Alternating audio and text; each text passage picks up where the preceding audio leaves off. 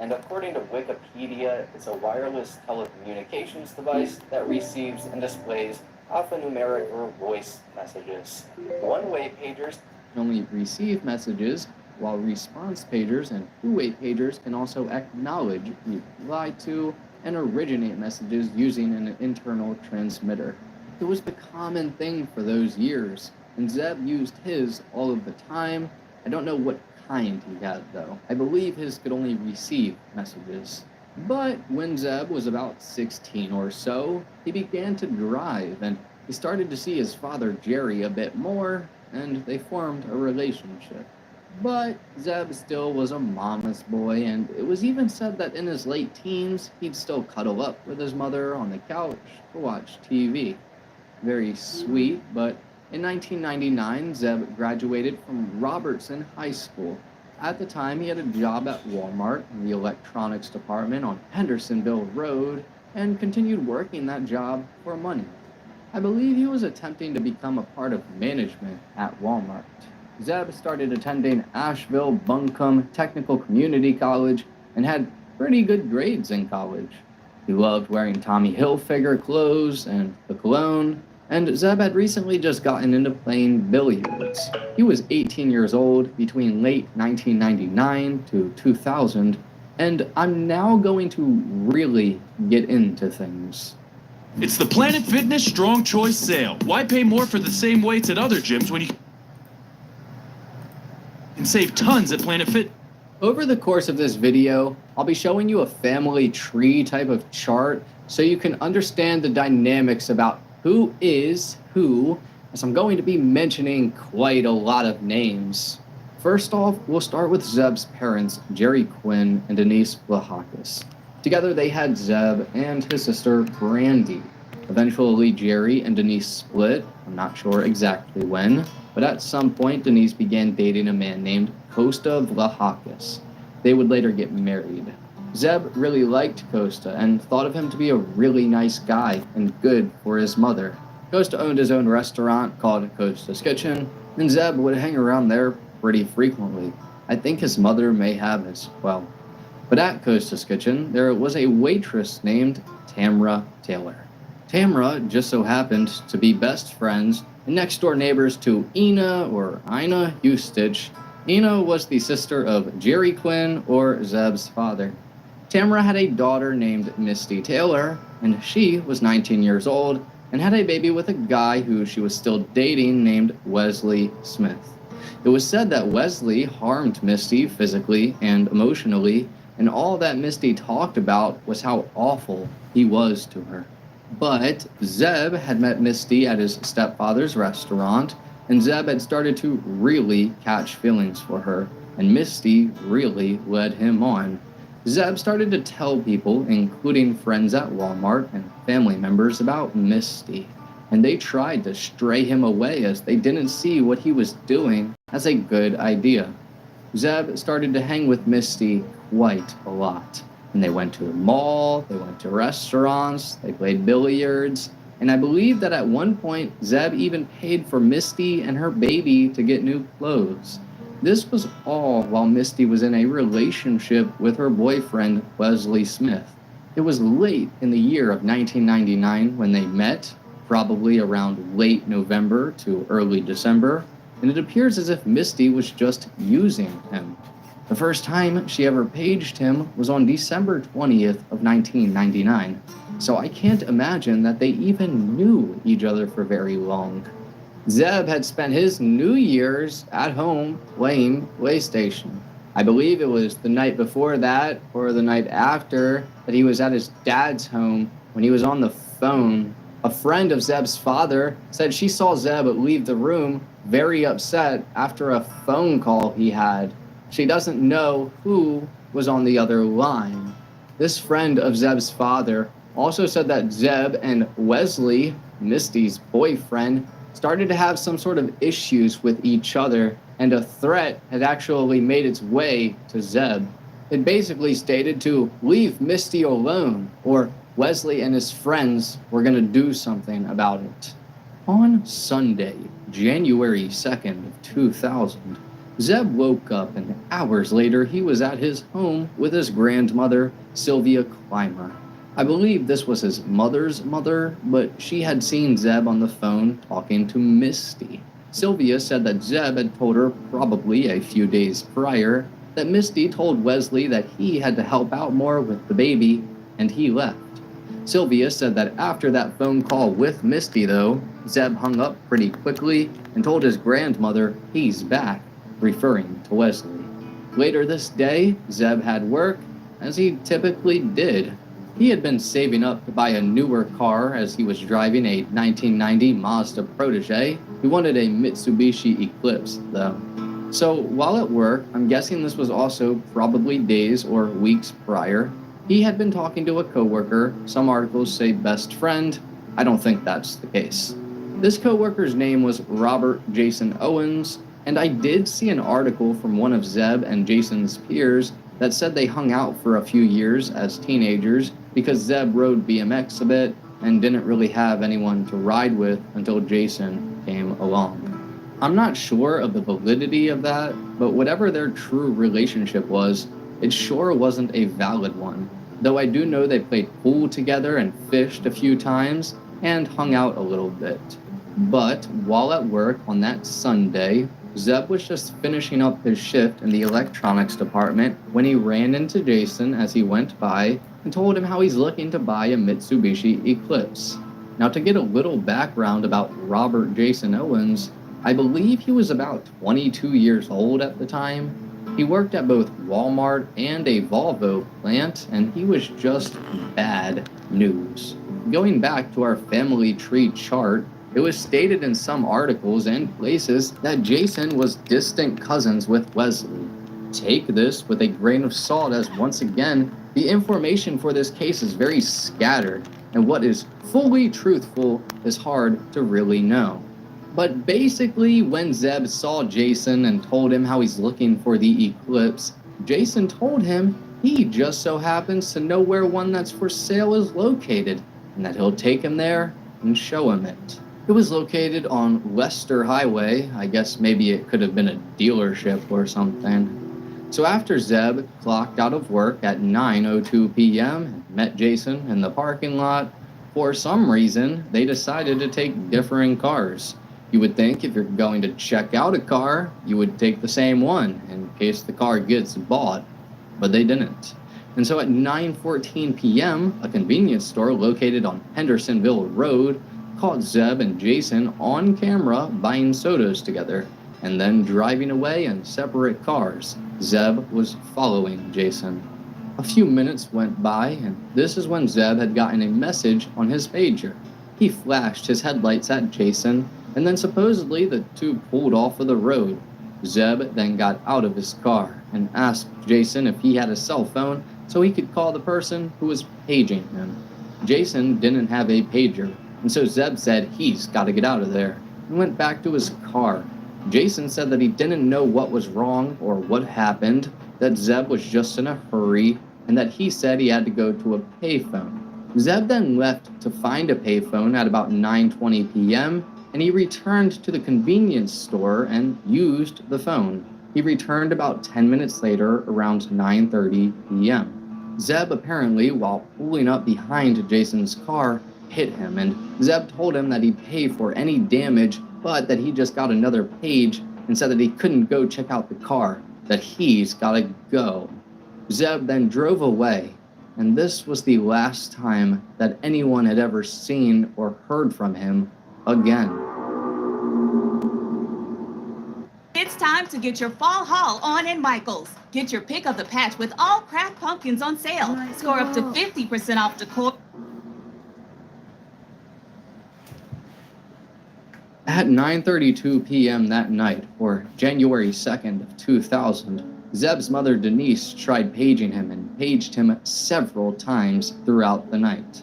She had assumed he stopped somewhere to play some pool with friends and forgot to tell her that he was going to be late.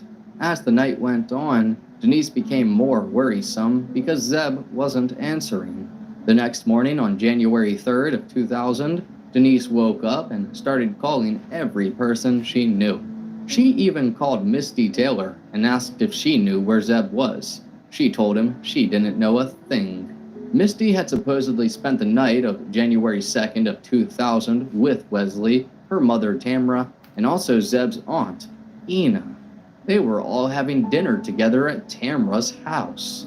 Eventually, Denise had called Walmart and spoken to the supervisor, a woman named Patricia Andrick. Denise told her what happened, and Patricia said she'll let Denise know if she hears anything. After some time, Denise called the police and tried to file a missing persons report. But unfortunately, they said there wasn't much they could do because Zeb was 18, and it appeared as if he just ran off. Denise was convinced that this was not the case. Zeb would never run away without telling anyone. He loved his mother and family very deeply. Later that same day, or January 3rd, a phone call was made from a no-name caller to the Walmart, and the supervisor, Patricia Andrick, answered this call. The person on the other line said that they were Zeb and that they were calling out today.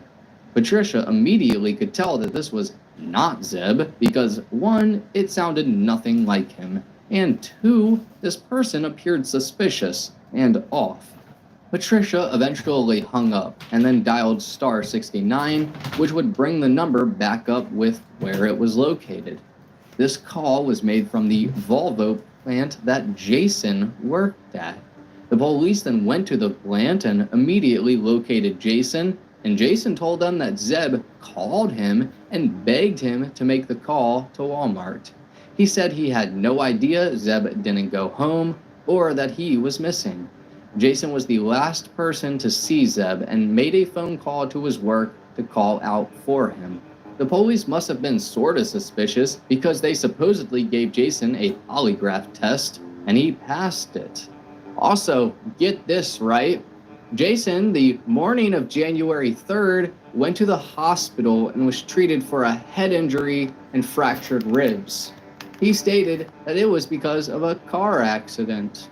No police report or anything else about this accident, and a great question is, did anyone check on Jason's car to see if he was actually in an accident?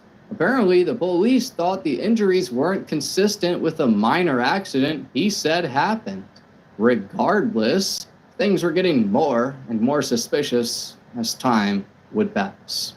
2 weeks after Zeb disappeared is when a huge but very bizarre clue came. On January 16th of 2000, Zeb's car randomly appeared in the parking lot of Little Pig's Barbecue. This wasn't far from the hospital where both Zeb's mother and sister worked. Zeb's car was found and things were very off. First off, the keys were in the ignition with the headlights on. Inside of the car, there were hair follicles and fibers that didn't belong to Zeb, a few drink bottles and a jacket that did not belong to Zeb, a room key to a hotel. Some articles say that there may have been a bag of the good green, and also a Labrador mixed puppy that was about 3 months old and still alive. Not only this, but the driver's seat was positioned very close to the steering wheel, as if the last person to drive it was pretty short. On the outside of Zeb's car, there was an exclamation mark with a pair of lips written in orange-pink lipstick. The police said that they were absolutely baffled by this and checked to see if there was some sort of ritual or cult involved, but they ruled that out pretty quickly.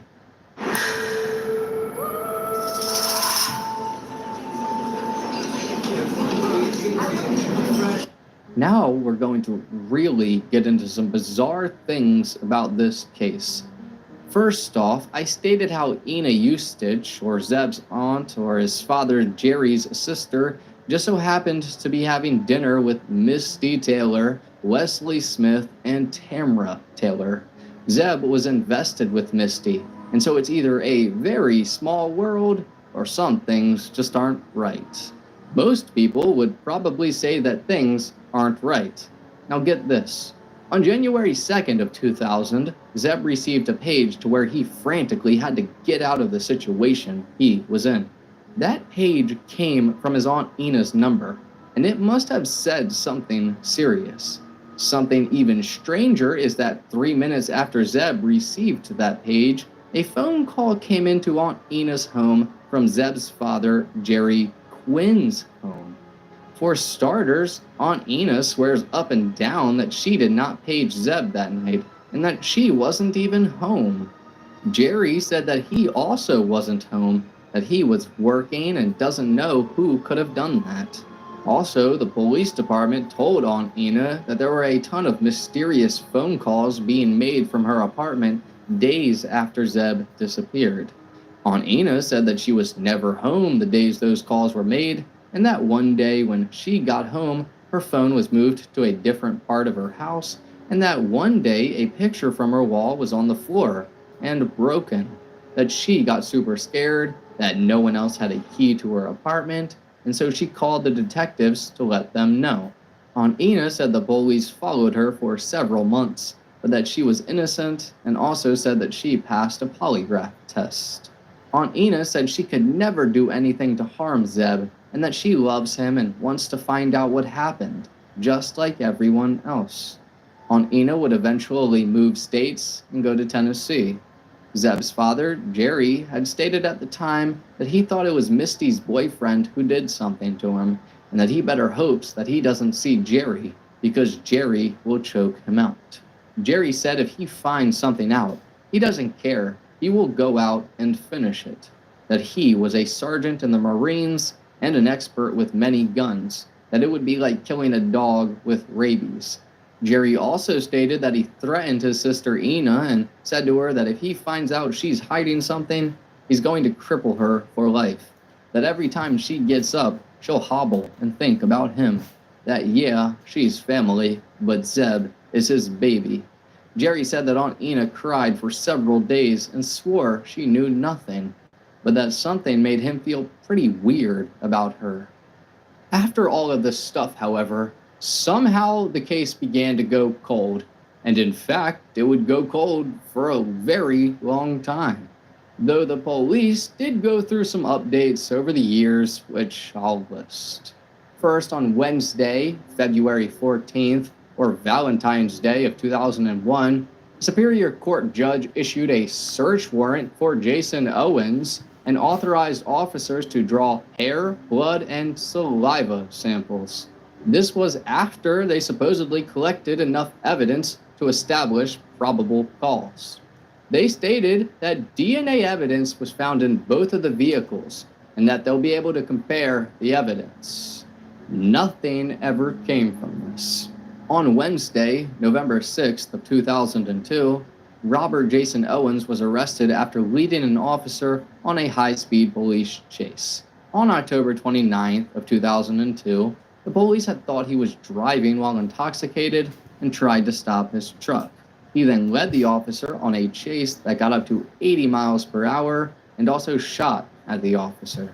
Shortly after, Jason crashed into a mailbox and flipped the truck.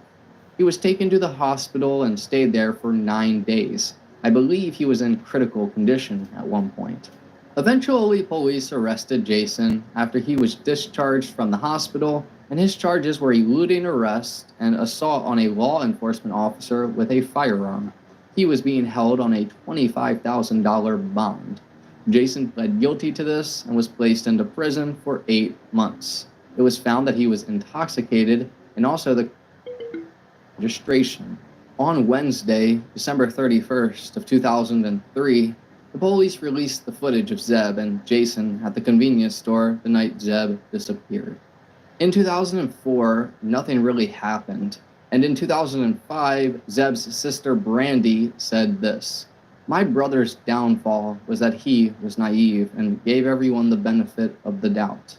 I think he was placed in a position he didn't see coming and didn't know how to get out." Also, Jason Owens filed for bankruptcy this year. In 2005, the police released a reenactment of what they thought may have happened, but I couldn't find that. The same year, or November 19th of 2005, Jason Owens went out of state and a warrant was issued for his arrest to bring him back. I'm guessing this was because he was a felon, as the warrant was for a fugitive out of state. A few months later, on February 12th of 2006, Jason was arrested again for being intoxicated and disruptive, resisting a police officer, and failure to appear on a misdemeanor. In 2007, the police would do something very interesting. Welcome to Truck Smart. This 7-acre property is home to Truck Smart Isuzu and Smart Truck Equipment. Together, these two companies can handle all of your But first, on January 1st of 2007, Jason was arrested again, this time for failing to appear for a felony possession of a Schedule I controlled substance, habitual impaired driving, a DWLR or driving while license revoked, expired or no inspection, exceeding safe speeds, unsafe tires, and a failure to appear on a misdemeanor. Then, on February 3rd of 2007, Jason was arrested again for resisting a public officer, being intoxicated, and disruptive. A few months later, on Friday, April 13th of 2007, the police used ground-piercing radar to search Jason Owens' property. This technology was used to find graves.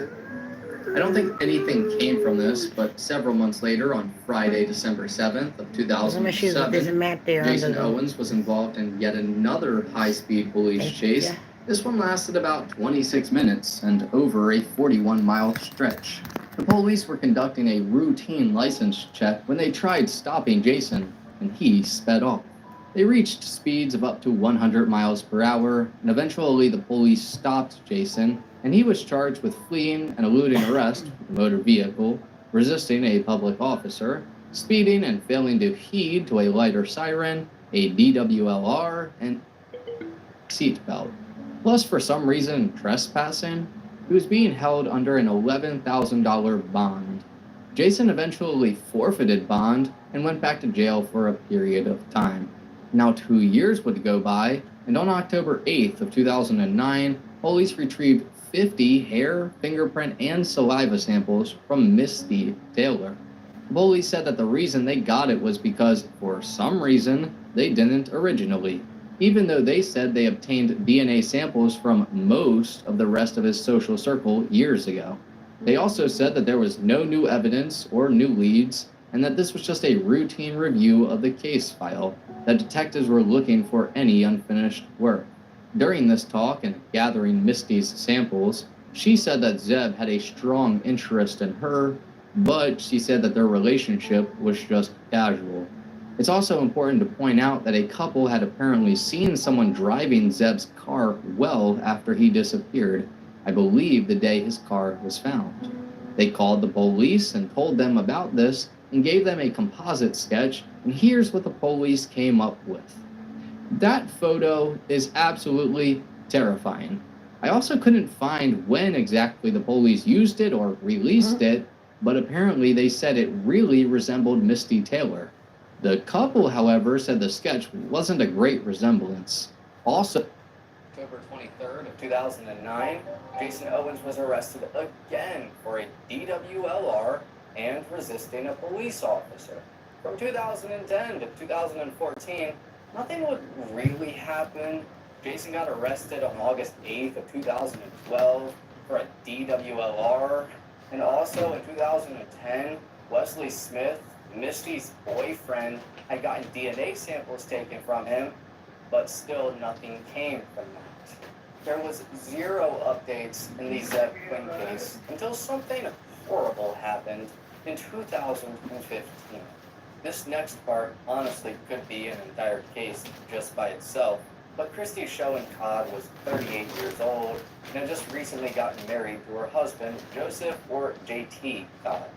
I'll let Christy explain her life a little bit for you. My name is Christy, and I'm from Biloxi, Mississippi, but I live out in Marina Del Rey, California. I would describe myself as outgoing, adventurous. I like to challenge myself, go out and hike and run. I'm very, very athletic. My father is a big cook. He was in the Air Force, and throughout that time, we've traveled all over the world. He's always been a big cook with delicious entrees and foods and desserts, and my parents work a lot, so we had to do a a lot of our own cooking. And that's when I started doing my own thing. I am a movie caterer, so I cater big budget movies. Catering is an advantage in terms of feeding the masses because I'm all about getting the food done and making it delicious at the same time. My culinary point of view is fresh, organic, delicious, healthy cuisine. If I became the next Food Network star, it wouldn't be about changing my life. It would be more about changing everybody else's lives that are watching my show. I would hope that I could convey a message out to my audience and help change lives in a very, very positive and healthy way. A lot of people would die to have this kind of opportunity to be on a competition show for the Food Network, especially. You know, I am just extremely excited and I am so ready to just start this already. Die. It was also said that Christy was a phenomenal chef who loved cooking for everybody. She became a part of the finals for a show called Food Network Star. I believe Christy also did catering for movies as well.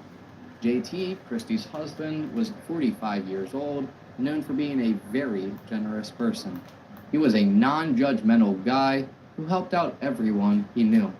JT apparently one time lived homeless to experience what it was like, and it was said that he was a huge advocate for the underdog. JT would eventually find himself in California working on TV and film productions as a grip, and according to Screen Skills, while directors think of the artistry of the shots, grips work out how they are going to move the cameras to make that happen. Before filming starts, grips break down the script and work out with the director of photography what equipment will be needed to support the cameras for each scene. They go on recess to check out the location. JT and Christy met this way and eventually became friends, and then more than friends. Their personalities were similar, and they were just two peas in a pod. The couple began adventuring, and soon they fell in love with each other. Eventually, they wanted to settle down somewhere kind of quiet that they could create their dream farm life.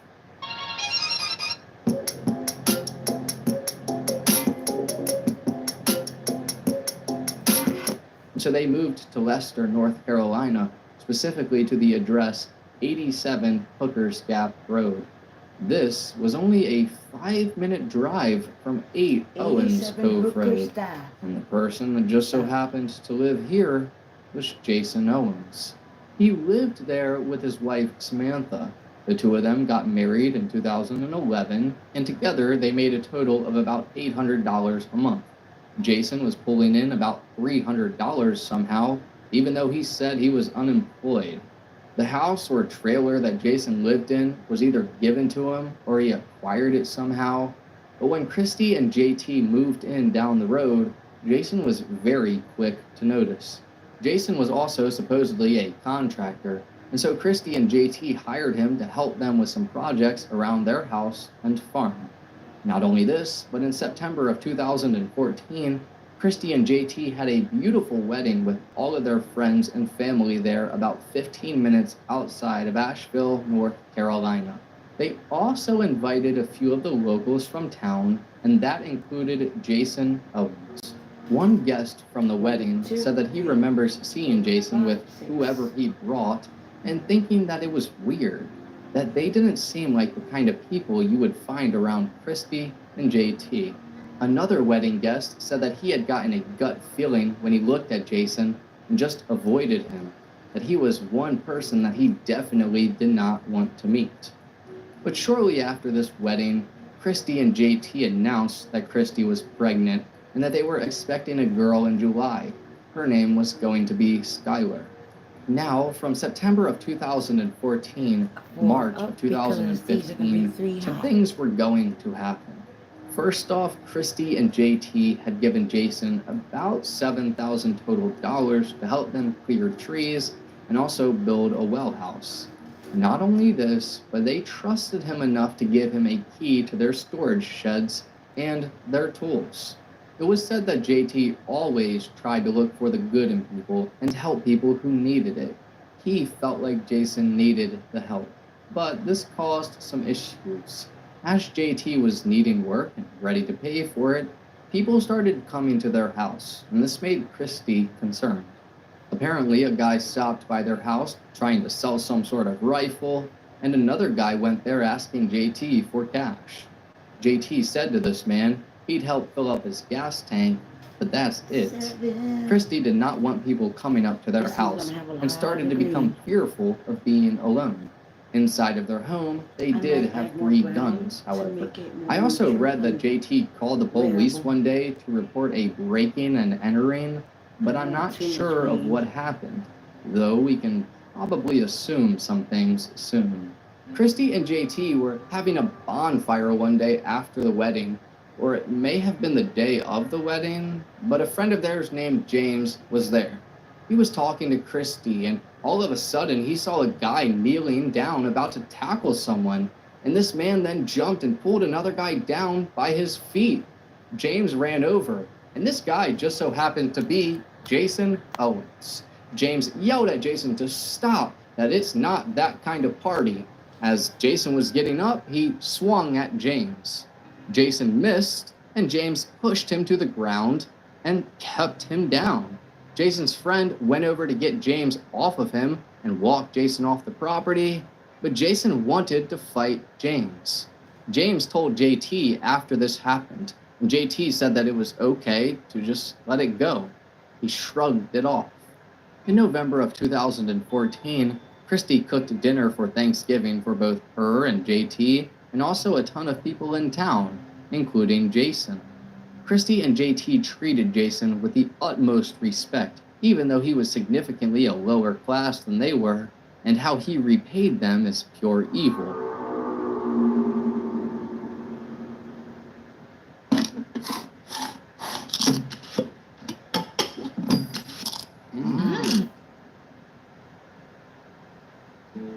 On March 15th of 2015, Bill Schoen, Christy's father, had first called a friend of Christy and JT's named Cecilia Owens. She just so happened to be the aunt of Jason Owens.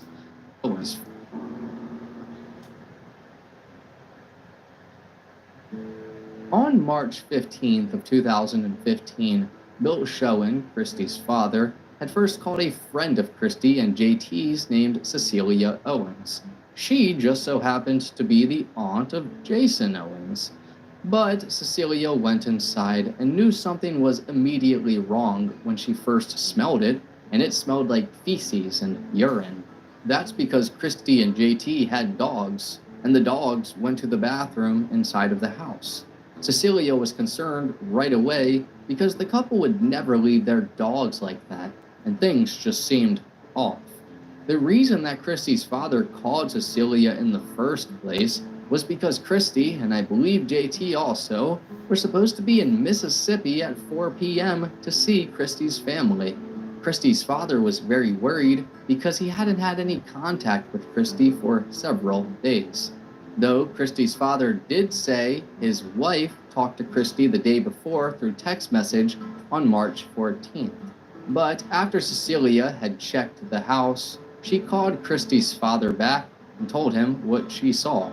He called the police and requested a welfare check, and within minutes the police were there. The police then went inside after nobody answered, and they saw Christy's purse and JT's wallet. A medicine cabinet was open with band-aids that were removed, and the police also found their dogs. But there were zero signs of Christy and JT. The police then looked into both of their phone records and saw text messages on both March 10th and the 11th that came from JT's phone, and it went to none other than Jason Owens. On March 15th of 2015, at about 8:30 p.m., somebody reported to the police that they saw Jason dumping large trash bags into a dumpster outside of a house. The detectives then went to check the dumpster and found out the items inside belonged to Christy. The police, with enough probable cause, went and arrested Jason early in the morning on Monday, March 16th of 2015.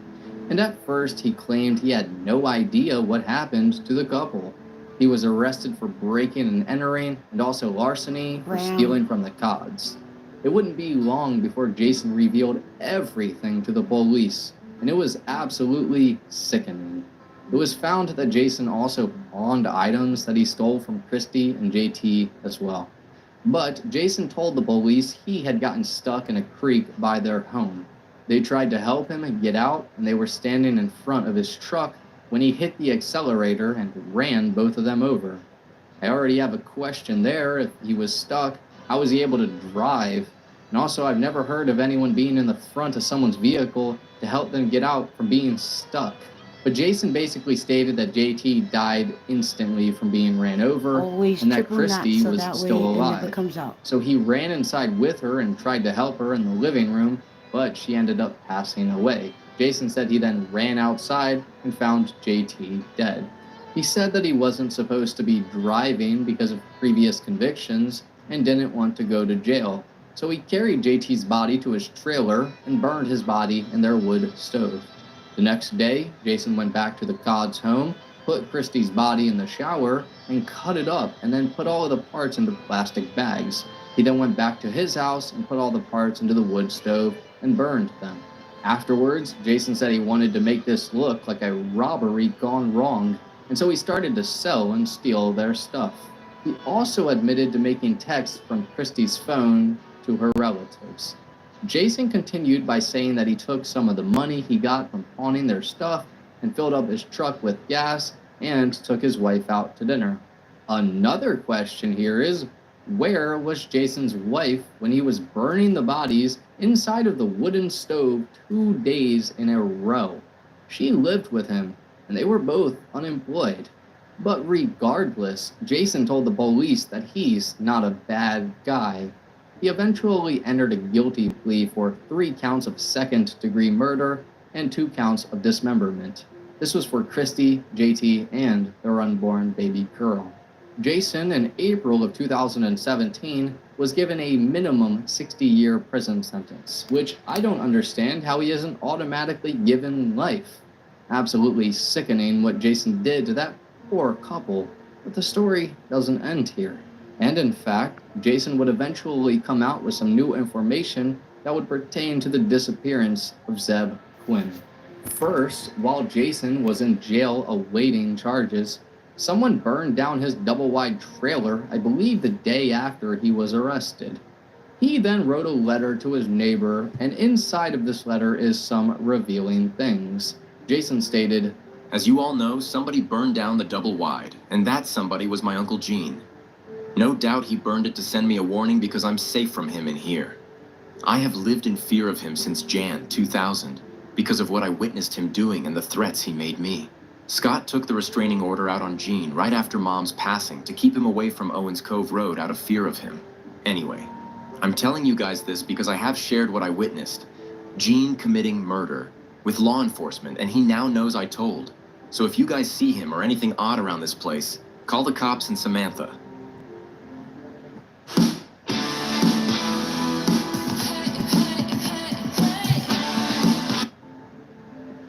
Also in the letter, Jason revealed that one of his dog's names was Misty. Yeah, kinda like the Misty Taylor from earlier. And plus that he's innocent, did nothing wrong, is basically being framed, and that he'll be home soon. 2 months later, in June of 2017, Jason was indicted for the case of Zeb Quinn on a first-degree murder charge. On July 25th of 2022, Robert Jason Owens was convicted of accessory after the fact to the first-degree murder of Zeb Quinn. He was given a term of 150 to 189 months to run concurrently with his other sentencing. Jason released an entire letter to the bullies detailing exactly what occurred on January 2nd of 2000. This is what it said. At 8 Owens Cove Road. On Sunday afternoon, January 1st of 2000, Gene came up to the house. While I was cleaning my truck, he asked me if I knew Zeb from Walmart. I told him yes. We had gone fishing a few times together. He then told me that Zeb was talking to this girl Misty who had a jealous boyfriend, and that Misty wanted Zeb to come up by Lake Powhatan where she was camping that night. He then asked me if I would go to Walmart to tell him and then take him up there. I said sure. He asked if I knew the dirt road on the right before the lake where everyone rode their bikes. I told him yes and asked him, I thought camping wasn't allowed up there. And he told me it was posted, but they never enforced it. So I said sure. At Walmart. I went to Walmart and told Zeb. He said okay, and then told me about Misty having a baby with this boyfriend that mistreated her. He then told me that the boyfriend had threatened him the week before. Next, he told me him plus Misty was supposed to go to Gatlinburg the next day. I told him I would meet him after work, and we would go find where she was camping, at the dirt road. After he got off, we left heading up there, stopping for drinks at the gas station. Since we got to the dirt road, we had to drive it seemed forever before we seen anyone. Finally, we seen my Uncle Gene's truck. I pulled past him and backed in beside him. Gene got out of his truck and walked to the back of his truck, and I did the same. Zeb left his car in the road and came over. I asked Gene where Misty was, and he said she would be there in a few minutes. Zeb had turned looking down the trail when Gene pulled out a .22 rifle and shot him in the back of the head. Zeb spun and dropped. I took off around my truck, jumped in, and threw it in drive. As I punched the gas pulling out, I hit Zeb's car. My head hit the steering wheel. Before I could back up to clear Zeb's car, Gene ran around to my driver's side yelling, "Whoa, whoa, whoa, I'm not going to shoot you." I seen his hands were empty. I asked him, "Why did you shoot him?" Gene said he was poking his nose somewhere he shouldn't. Someone had to teach him a lesson. I remember thinking, how is that teaching someone a lesson? I told I needed to go. I was going into work early. He then told me, don't think about calling the cops because I was an accomplice. Then he told me that was the stolen .22 my Aunt Sarah had traded my mom, and she had given it to him to get rid of, and he knew it had my fingerprint on it too. I just sat there and didn't know what to say. He then told me to go home and make sure Mom knew what time it was when I got home. At the dirt road again. I went home and went to bed. I just laid there tossing and turning. I couldn't sleep. At 3, I got up and headed to work. On my way to work, I decided to ride back up there and see if he just left Zeb laying there. When I got up there, I saw Zeb's car clean backed and hit. I didn't see Zeb. I decided to go on up to the next pull-off to turn around. When I came around the curve, I seen Gene's truck. As I drove on up, I seen Gene and a big campfire behind him. I pulled in and he motioned for me to get out of the truck. When I did, I seen Zeb's legs hanging out the campfire. Gene told me, "I see you have come to roast marshmallows with me." I told him no, and I needed to get on to work. And he told me since I decided to come back up there, I would have to stay until he was finished. I told him I definitely had to be at work by 6, and he said he didn't care. I had to stay however long it took. So I just sat on a rock while he kept trying to small talk. There was a big stack of limbs he kept breaking to feed the fire. Finally, when it was mostly burned up, he went to his truck and got a jacket and went to the creek several times putting out the ashes. Then he got a shovel out and threw the wet ashes down in the woods. After that, he picked up a big piece of skull that had a few teeth left in it that was in the ground behind the campfire and took it over to the creek. He said he was going to bury it under the water so no dogs could pick up the scent. I watched where he placed it under the water and rocks. He was ready to leave and reached behind the tree and pulled out the .22 rock and put it behind his truck seat. He then told me to call into work for Zeb later that day, and I told him Zeb wasn't supposed to work. I then told him I probably don't have a job anymore because of him, that Volvo had a no-call, no-show, no job policy. He then told me to go to urgent care since I had the knot on my head and get a doctor's note for a car accident. So, in order to save my job, that's what I did. As we were leaving, Gene told me to stop by his home after work. Jason continued talking about how he went to urgent care and called into Zeb's job pretending to be him. He also talked about how the detectives came to his house and how Gene showed him a hidden door that had the rifle in it. Jason further stated about Gene and what he did over the years while his mother had cancer. I shop for a lot of the same things. That's why I like Pays, the online checkout from the same banks and credit unions I already use. That honestly just leaves me with way more questions than answers. So if we attempt to take what Jason Owens said at face value, we really can't. He's a compulsive liar. His uncle, Walter Gene Owens, died on July 8th of 2017 at the age of 66 years old to cardiac arrest. So the police were never really able to get any information from Gene, though I did read from some locals he was a weird guy. things. I also think that a lot of people think he wasn't responsible for the murder of Zeb and that it was just Jason. I can't for sure say what exactly happened to Zeb that night, as Jason left out a lot of important details. For example, where was Zeb's car for 2 weeks? Who was driving it? Where did the puppy come from? And who wrote the exclamation mark and lips? Some people tend to believe that Jason wrote the exclamation mark, as he tends to do this thing where he does a full circle for the period below it. This is shown in the note he wrote. Some people believe that what point they were trying to get across with the puppy and lips was that it could have been puppy love or something along those lines. Also, in the letter that Jason wrote, he stated that Misty was camping up by Lake Powhatan that night and she wanted Zeb to stop by. If we recall correctly, apparently Misty that night was at her mother's home with Zeb's Aunt Ina, her mother, and Wesley, her boyfriend. Misty and Wesley are still together, by the way. They've had multiple children, and get this, right? They run a dog breeding business. Now, let's ask a few more questions.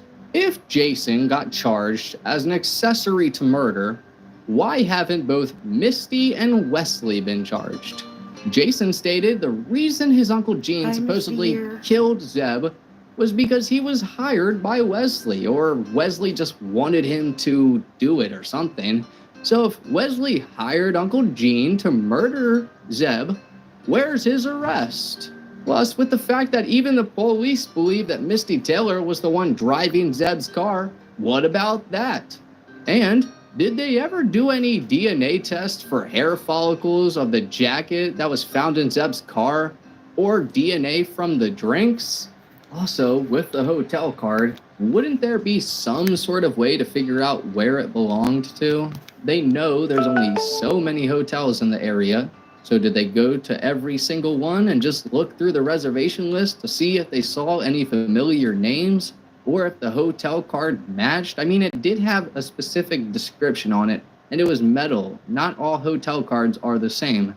Oh, and just to mention, the dog that was found inside of the car was adopted by one of the officers, and she was given a great life.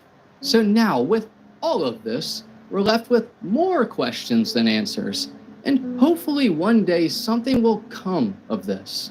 Jason eventually led police to where he said Gene dumped Zeb's ashes or body parts, but obviously if they were ashes and it was 20 years ago, they wouldn't be there.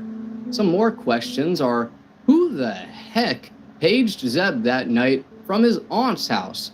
And who called from his dad's house only 3 minutes after to his aunt's?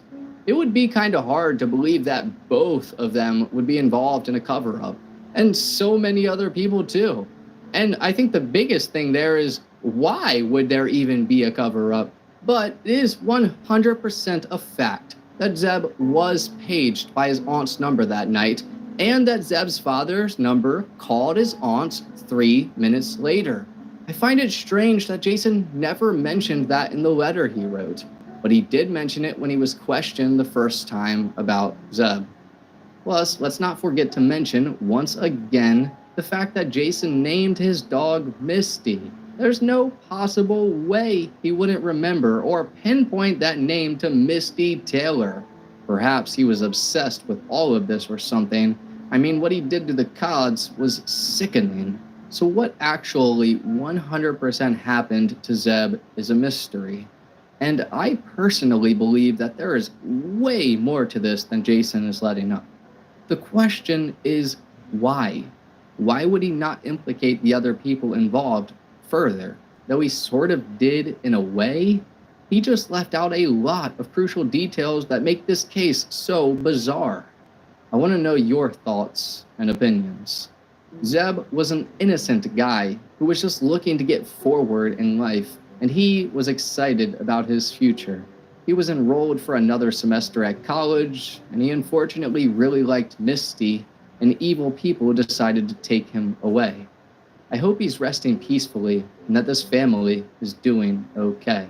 Both Christy and JT were also very good and hardworking, ambitious people that were so excited to start a family together. They moved far from what they were normally used to, into a small town to try and have a great farm life. They trusted their neighbors and never expected anything like that to occur. Christy and JT even paid Jason thousands of dollars, even though his work was in order to try and help him. They were very kind to him, and he repaid them by murdering them, their unborn child, and stealing money and other things from them. Personally, I believe he lied about what he said happened to them. I don't know what truly transpired that awful day, but whatever Jason Owens did was pure evil, and he's a chronic liar. Whatever happens to him, he deserves it. Rest in peace to Christy Shelling Codd and JT Codd. I hope you both and your unborn baby girl are all resting peacefully.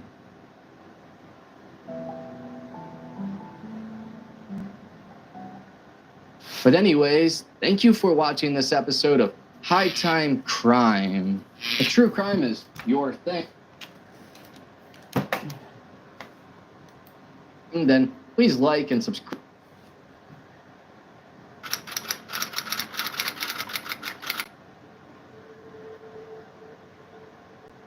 I would like to introduce you to Latrice Mitrell Curtis. Her friends and loved ones called her Trees. She was born on May 28, 1986, to parents Sherman Jones and Cynthia Wheeler of Raleigh, North Carolina. Latrice had 3 brothers, Justin, Marlon, and Jason, and 1 sister, Shanisha. Latrice was a daddy's girl. She grew up with her 3 older brothers, and she definitely got away with a lot more than they did growing up.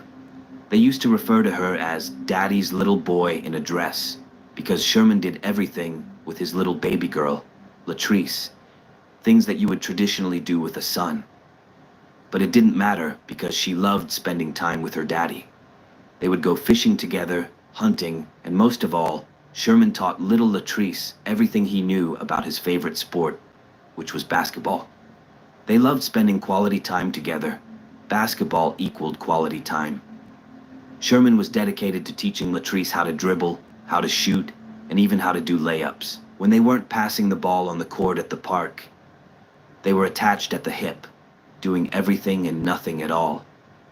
Sherman would joke around about her being like his little shadow because wherever he went, she seemed to follow right behind him, even to the point where he would end up stepping on her because she was right under his feet. He loved it and tried to enjoy it because he knew once his little girl got into her teens, it would most likely be a different story. And he was right. Junior high rolled around and Latrice was growing up. She was becoming her own person. She had her own hobbies and her own social life now. Instead of being right by Sherman's side, he had to go looking for her because she was always into something. She had a very active social life. Latrice was beautiful. She was one of the most popular girls at her high school. She was funny and outgoing, and everyone loved her. She knew how to make you laugh and put a smile on your face, and she always had guys talking to her, asking her out on dates. But she was more interested in school and staying out of trouble than boys, because her daddy, Sherman, was a juvenile corrections officer, so he made sure his kids were staying out of trouble. As she was coming into her own, she enjoyed more girly things, getting her nails done and her hair done. And as Sherman had imagined, that meant Latrice was spending less time with him playing basketball and less time hanging out with him because she didn't want to get her hair and her nails messed up. So that was the end of those types of bonding moments. But they still remained very close. Their relationship evolved, as many parent-child relationships do, and in this case with Latrice's parents trying to find other ways to be a part of her life and supportive of her endeavors, one of which was excelling academically. Latrice always had an interest in doing well in school. Her dream was to get married and have a family of her own one day. She made plans to go to college and fulfill that dream. After she graduated from high school, she attended Bennett College from 2004 to 2005. When her daddy dropped her off that first day, he cried and she cried, because they knew this was going to be the first time that they would be apart. But he knew how much she wanted this, so it was hard to say goodbye, but he knew he had to let her go. And Latrice did really well at Bennett. She then transferred to Wake Technical Community College in Greensboro, North Carolina. As Latrice was growing up, she was known as a cute, petite, bubbly young lady with a little unique kind of high-pitched voice that friends could recognize right away without even seeing her face. She was dedicated to her studies. She would stay up late studying, working on an exam or a college project. And during the first semester of her freshman year, she ended up meeting someone special. Even though boys were not a priority, this one mattered. His name was Darren Lee Curtis. He was also from Raleigh and was a former National Guard soldier. He was also in college, but he was attending the prestigious North Carolina Central University, about 30 minutes away in Durham. He was an accounting student, and they just hit it off. They had so much in common, and everyone could tell they were in love. Sometimes it's hard to get into a serious relationship in college, but it worked for these two because they were both serious about their studies. They allowed each other that time to sit there with their nose in a book, and they understood their priorities. They were also both working part-time in Raleigh.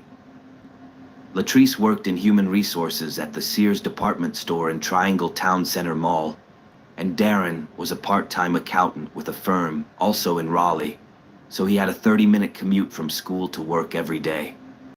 They both valued hard work and being loyal to the company they were working for. They had also chosen to go the business route in college because they envisioned it would enable them both to get a high-paying job. Neither one wanted to worry about the burden of not having the things they needed or wanted in life, especially because they wanted to be able to support a family one day without worrying too much about where the money was coming from. They didn't want that. Though she was focused on her future goals of making a good living, Latrice was not materialistic. She was humble and down to earth. She was the type of friend you could count on to give you really good advice when you needed it. Many of her friends would come to her when they were having problems, and she would give them honest and straightforward answers that just made sense. People who knew Darren said that he was kind, down to earth, and they seemed to make a perfect couple. After they had been dating for a while, Latrice finally introduced him to her family. Her father was very protective, so even though they had already been dating for a bit, she waited to introduce Darren to her family because she didn't know how her father was going to take it or what he was going to think. One thing they could tell right away was how much Latrice liked Darren, so of course they were going to give him a shot. He was quiet, reserved, ambitious, and studious. He seemed like a good kid. All they hoped was that he was good for their daughter. Well, just 1 year into their relationship, Darren and Latrice knew that they wanted to spend the rest of their lives together. But first, they wanted to spend their days and nights together instead of living apart. So they moved in together to a luxury apartment complex in Raleigh called Aberley Grove. It was nice. It had a little barbecue area with a pool, a cute little dog park, and even a park for children, which would be great when the time came for them to start a family. This would be a perfect starter home for them. The rooms were nice and spacious, and they had a really cozy feel to them, even though it was an apartment. There was more exciting news. Latrice was accepted to North Carolina Central University, and now both of them would be making the 30-minute commute from Raleigh. But it was such a great school, so it was worth it. Latrice was majoring in business management and administration. The couple couldn't wait. They were determined to share the same last name ASAP. So, on April 27th, 2007, 1 month before Latrice's 21st birthday, they got married at the courthouse in Wake County. This wasn't exactly the type of wedding that her family had in mind for her. They actually didn't even know the couple was planning a wedding, and it turns out no one did, not even Latrice's closest friends. Her work friends, for instance, like her colleague Kimberly Parker Dasher, who had been working with her for the last couple of years. Prime Big Deal Days is coming October 8th and 9th. With exclusive savings just for Prime members, you'll feel like a big deal. Shop deals on electronics, fashion, and more. At this point, they had become really good friends. As a matter of fact, Latrice surprised everyone by walking into work one day with a smile from ear to ear, but she was also wearing something else, a wedding ring. And yes, everyone noticed because Latrice was definitely making it obvious. You know how women can be. That's how she was. She was ecstatic. She was so happy. And they said, "Oh my God, is that a ring on your finger?" And she's like, "Yes, I got married." And they were like, "What?" Because everyone was shocked. They did not see that coming. Latrice just seemed very responsible, and not that it was irresponsible to get married out of the blue, they just weren't expecting it. Well, there was one person that wasn't as excited about the matrimony, and that was Sherman, Latrice's dad. He was pretty upset that Darren hadn't even asked him for his daughter's hand in marriage, or even gotten to know the family. Sherman had no clue that this man was going to make Latrice his bride, and he felt disrespected. He was mad at Latrice as well, and he let it show. It was the type of emotion where he knew she was an adult, but he made it known that he wasn't thrilled about her choices. He had a hard time even talking to his daughter. He just held resentment. So even when she would call to check in and see how everyone was doing, he would give her the cold shoulder. He would give her a hard time, saying something like, "What's wrong with you, girl? What's the rush?" He knew that Latrice had purposely kept their intentions from him because she knew how he might react, as protective as he was. But at the end of the day, he knew it was Latrice's choice, and she chose Darren. By the early part of January 2008, Latrice was going into her senior year at NCCU. She was still working part-time at Sears in Raleigh, and she'd been married to Darren for about 9 months. However, she began taking her business classes at night instead of during the day. She wanted to use the daytime to work because the couple was coming up on their last years at the university, and she had even bigger plans ahead. She wanted to start a family. No surprise, we already know that's one of her goals, and she shared this goal with her friends. Before the holidays, she confided in one friend in particular, Anisha Baldwin. Anisha had worked with her for at least 3 years at Sears, and Latrice actually said she wanted to try for a baby right after Christmas. But Darren wasn't ready. Darren was 26 and Latrice was 21. So was Latrice ready? There could have been some added pressure considering that one of her closest friends was pregnant and due right after the holidays. Latrice had time, and right now she was focused on school and work. Speaking of which, after a long day of work and classes, she would usually arrive home around 8 o'clock in the evening. After class got out, she would make that 30-minute commute, and Darren would usually get home 15 to 30 minutes after her, so their schedules worked out perfectly. They had stuck to this routine for some time now. Nothing was different on the evening of January 29th. Latrice had class, and Darren was at work. What wasn't ordinary was the next morning, January 30th, 2008. It wasn't ordinary at all, especially not for David Jones, who was on his morning commute on his way to a meeting. It was approximately 7:30. On a cold winter morning in Raleigh, David was driving down Interstate 540, and as traffic was slowing down, David passed time by looking out the window. He looked to the right, and something caught his eye, so he did a double take. He thought, "What is that?" The side of the road at this time of year wasn't green and full of life. It was brown from the snow melting. There was dry, golden brown brush lining both sides of the road. He saw something lying up an embankment, and it didn't blend into the foliage. It stood out. David couldn't just leave. He pulled off the shoulder a little bit so that he could take a closer look without his car moving along the road. He thought he knew what he was looking at, so he called 911. He said he was going westbound on I-540, just past the Buffalo Road exit, and he thought he saw a body on the side of the road. To picture what David was looking at, I want to describe what this highway is like and what the terrain looks like on both sides. This will help you envision what David was seeing. By this time, it was light outside. He was going westbound, just past that Buffalo exit. The ground next to the highway was a golden brown color. Short, dry, dead grass. There wasn't tall green grass or bushes. It was less dense, so anything on the ground would stand out. What David saw was something lying on the embankment, like I said, so it was on a bit of an incline, up toward more of a wooded area. After that call, he was 100% certain that he knew what he was looking at. There was no mistaking it for anything else. He won't ever forget that moment, and I don't think you will either when you find out exactly what he was looking at. The 911 dispatcher sent officers to the location, and sure enough, it didn't take more than a few glances for officers to know that they were dealing with a deceased human being. As they approached, they could ascertain that it was a black female in her 20s. She was on her back with both arms spread out above her head, and her legs were spread very far apart, probably as far as they could go. She was wearing blue jeans, a white long-sleeve top covered in blood. There was no mistaking what David saw. With the way the body was positioned, it would have almost been facing the road on a slant instead of being flat. Can you imagine that? Can you imagine how shocking it would be? I was able to find pictures of this crime scene, and I'm doing my very best to describe this because it has stuck with me. Can you imagine you're driving by, and when you look over, instead of something being completely flat on the ground, you're seeing a person with their arms outstretched, and they're on an incline? So instead of being back, they're up a little bit.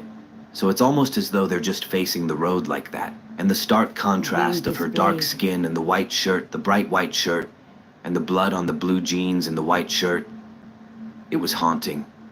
Initially, the first responders that got there thought this was probably a pedestrian that was struck by a vehicle, because it's common when people are walking on the side of the road.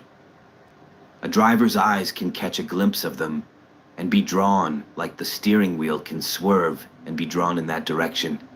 It's an auto response. It's very dangerous to be on the shoulder of a busy highway, and it's absolutely terrible when this happens. But when they get closer, they realize that is not what happened here. This is not an accident at all. Someone did this to this poor girl. Officers get to work quickly to secure the scene. They don't want a passerby glancing over and seeing this horrific scene in front of them. They put up a tent around the body. They had a blue tarp over her. And then they put out something you can't miss at a crime scene: the yellow tape around the perimeter of the scene. Homicide detectives are called out, along with Jennifer Raymer, who was the assistant district attorney of Wake County at the time. And as Jennifer walked up, she could tell this was brutal. It was as though all the blood had been drained because she was so pale, powdery blue in color. It was clear that a stabbing had occurred. And I shouldn't even refer to it as a stabbing, because this was repeated impacts again and again, open wounds, large ones, specifically on the face, the neck, the chest. 3, Jennifer knew this was more than someone that just wanted this woman to die. It was as though they were sending a message, and it was a personal one. So the first thing they want to do is identify who the body belongs to, but she doesn't have anything on her, and there's no vehicle in sight. So, who was their Jane Doe on the side of I-540? Investigators don't have much to go on. This is a very busy section of the highway. Cars are rushing by, hundreds of cars every hour. They don't know how long she's been lying there, but they estimate from the condition of her body that it has been hours. At this point, they're thinking, can we even find any eyewitnesses that would have seen anything as they're passing by at a high rate of speed, in addition to peering out through a blanket of darkness at night? There is a slim chance. So, they rely on clues that may be nearby at the scene. Some investigators begin walking on foot down the highway in both directions, while others get into their vehicles to canvass the entire area. They do end up locating Latrice's phone. It was found several hundred feet from her body, turned off and exposed to rain and other environmental elements. But not even half a mile from where the woman's body was found, investigators see 2 cars parked on the side of the road, a white Honda Civic and a white Nissan Sentra. And there's a man standing by the Nissan, peering inside with the door wide open. What's going on here? And are these cars connected to their Jane Doe? Wait until you find out who this man is. It was a shock to detectives, that's for sure, because they're questioning him right away, asking, "Better identify yourself." And he explains that he's the husband of Latrice Curtis. And guess what? He reported her missing just about an hour earlier. He says he just found her car, the white Nissan, on the side of the road, so he stopped to see what was going on. It's plain to see the Nissan has been involved in a crime, a bloody one. It doesn't even take a search of it to see evidence that there has been a struggle.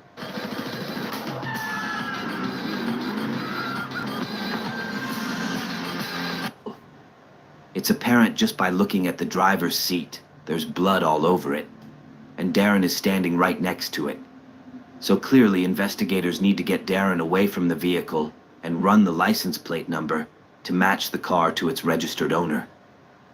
And sure enough, the search comes back to Latrice Curtis. They pull up the ID, and they see her picture, and they were able to do a preliminary match to the woman's body they found. And that's really sad. Now they have a name to match to their victim, and it's time to gather Latrice so that they can do a full autopsy and a 100% DNA confirmation of her identity. And you probably already made this connection, considering we are here today, and we wouldn't be if something bad hadn't happened to poor Latrice. But I have to backtrack so that you can get all the facts as they're playing out that fateful morning. Investigators bring Darren to the station, and they're asking him, "How did you end up at Latrice's car just minutes before detectives arrived, and less than an hour after you reported her missing?" So, he begins his version of the story. Darren explains he gets a call from Latrice around 10 p.m. the night before. It's a normal call. Nothing seemed like it was out of the ordinary. She said that she was running late from class. She'd been in the library studying and whatnot, and now she's on her way home, but she may stop and get a bite to eat first. She tells him to expect her home around 11:30 p.m. The thing is, Latrice never makes it home, and you'd think that her husband would find that a little bit odd, right? Because investigators are kind of puzzled when they ask him about that. Darren said he was so tired that he just fell asleep. I mean, I personally couldn't sleep if my loved one wasn't home, but that's me. And I get it, everybody's different, and this was an ordinary night, according to Darren. Nothing to think twice about. However, this was not an ordinary night. Not at all. They want to know, when did you realize your wife hadn't come before? Darren explained he woke up at his usual time, around 6 or 7 o'clock in the morning. And they're like, "Wait a minute, you went to sleep? You never woke up once? You never checked if your wife came home?" And he's like, "I was asleep. But when I woke up, yes, I realized Latrice is not in bed with me." So he says that he calls her to make sure that everything's okay, and it goes straight to her voicemail. So he leaves a message telling her, "Hey, I'm just calling to make sure you're all right, and just give me a call back whenever you can." Darren assumes that Latrice may have gone to her parents' house and slept over there. She may still be asleep. So he tells investigators he proceeded to get ready for work, showering, eating, his whole morning routine. Then he leaves their apartment to head to work around 7:30 in the morning. But here's where things get weird. Darren says he takes I-540 to work every single morning. And as he's driving, he glances over and thinks he spots a car on the side of the road that looks like the one his wife drives, the white Nissan. But he's on the highway, he's driving by, it's just a split-second glance. However, a little further down, the traffic starts to get into a standstill. Now he's passing slowly, and he spots yellow crime scene tape. And of course, that catches his eye. That's not something he's used to seeing on his morning commute. Even worse, as his eyes adjust, he sees the blue tarp, and that's when he says he gets a knot in his stomach. According to him, he decides to turn off the highway and go back home to check on his wife. It was the fact that she didn't make it home, coupled with the sight of the tarp. It just hit him. He couldn't help but think, what if something happened to my wife? Where is she? So, he goes all the way back to their apartment. Her car isn't there, and when he goes inside, she's nowhere to be found. So, he's feeling even worse at this point. But investigators can't help but be a little bit skeptical of all this. But of course they keep listening and asking him what happened next. He tells them he begins calling up Latrice's mom, dad, and other family members. No one has seen her. No one's heard from her since the night before. She did not spend the night at her parents' house. So according to Darren, he gets a really bad feeling and he reports her missing to the police. Okay, so they still want to understand how he ends up at her car, basically at the same time that the detectives are out there. He explains that as he's on the phone with the police, he's also retracing his wife's path. He remembers the white car and wants to check on that white car he saw on the side of the road on Interstate 540.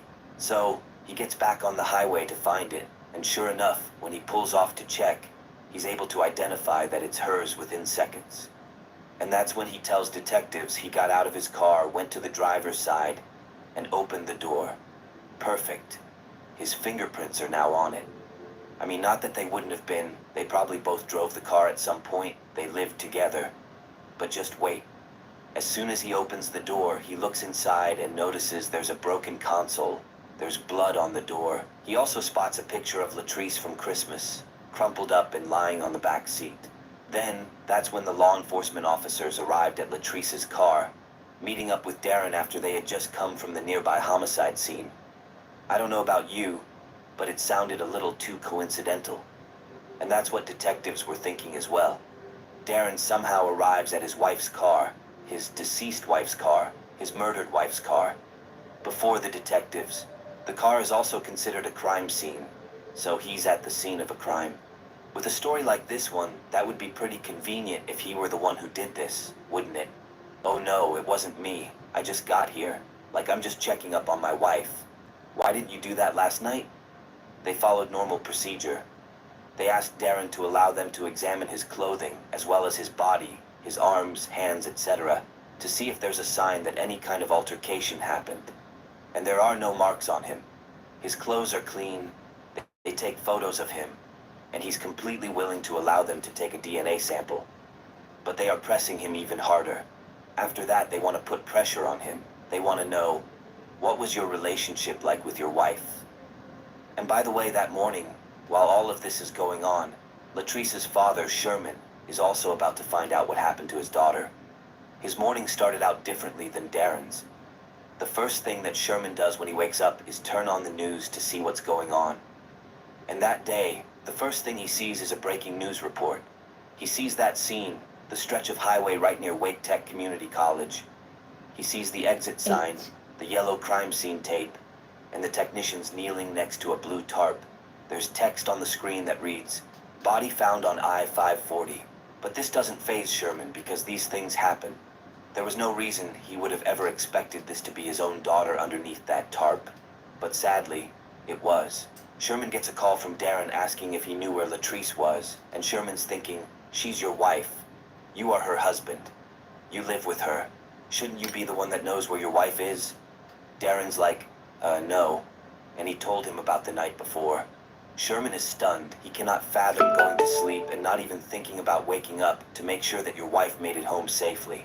He thinks it's really odd, and it makes him angry. So Sherman calls the university, and he gets transferred to a security guard who tells him, you should probably get in touch with the sheriff's department. Sherman is confused. He's like, what for? Why the sheriff's office? The first thing that usually comes to mind is that your child has gotten themselves into trouble.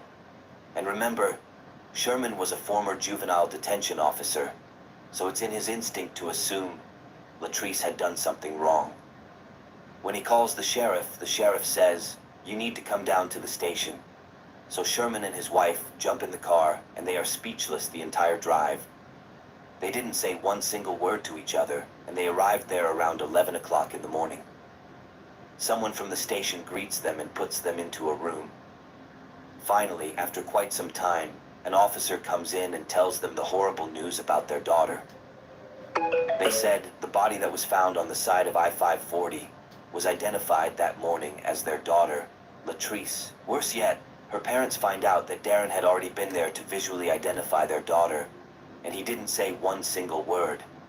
They didn't hear one single word from that man. Nothing. Sherman is pissed, and rightfully so.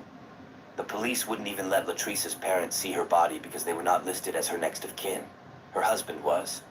It's devastating. Sherman thinks that Darren just nonchalantly went to sleep, not caring about Latrice at all, and that was his biggest fear, that this man wasn't the right one, that he wasn't going to be there to protect his daughter. They didn't get to see Darren that day, but Sherman wanted to see him for sure, and I think you might know why. Because he wanted to give him more than just a piece of his mind. Darren never got in touch with Latrice's family. And just wait, you'll understand more later. But it didn't matter. They wanted nothing to do with Darren because Sherman